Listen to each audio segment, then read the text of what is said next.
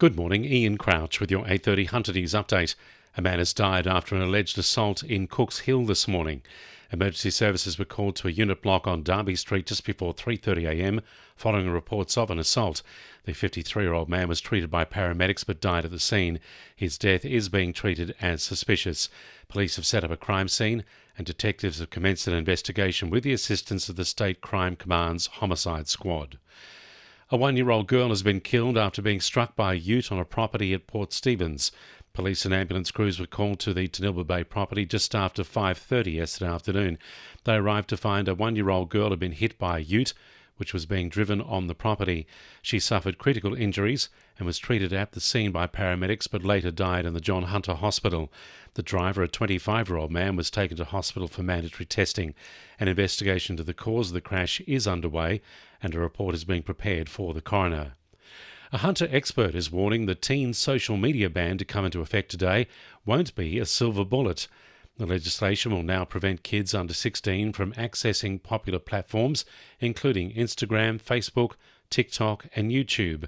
University of Newcastle Sociology Associate Professor Julia Coffey believes it may put teens in tricky situations. Any kind of harms that they do encounter online now, it will make it much more difficult for young people to talk about or to seek help from their trusted adults for, because then they're going to have to say, oh, I was doing this and I know I shouldn't have been, on top of the burdens and pressures they're already experiencing with the issues in their lives that they're probably trying to seek help for.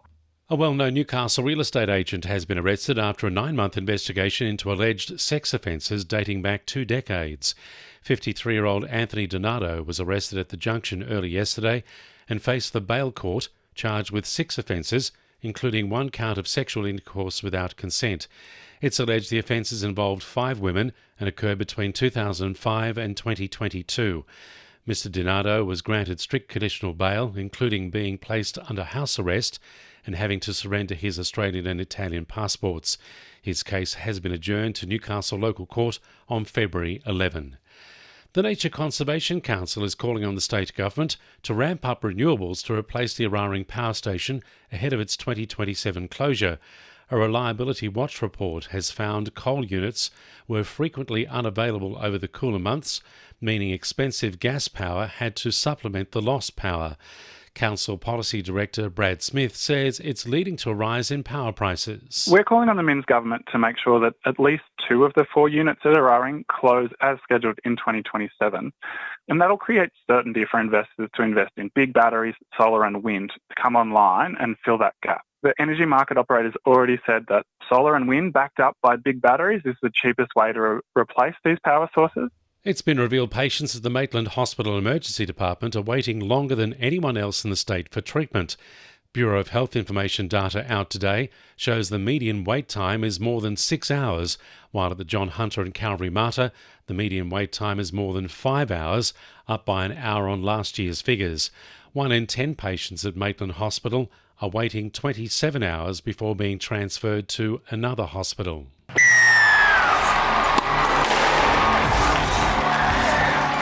To NURFM Sport.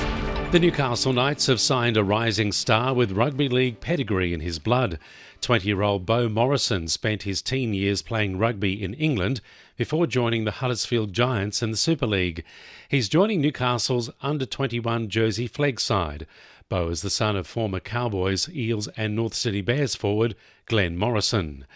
Jets midfielder Max Burgess says the side is focused on turning their fortunes around against the Phoenix in Wellington on Sunday. They're coming off a 1-0 loss to City at home. Burgess telling NBN they want to recapture the form which took them to the top of the Australia Cup. Getting back to that I guess, mentality and that ethos that we began the season with and that we began the Australia Cup run with is how can we be better every single day?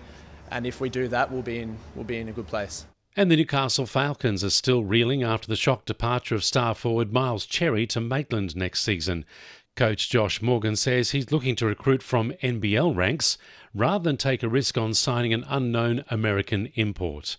And the winning numbers in Oz Lotto are 3, 6, 9, 15, 19, 21 and 33, and the supplementaries are 7, 14 and 31.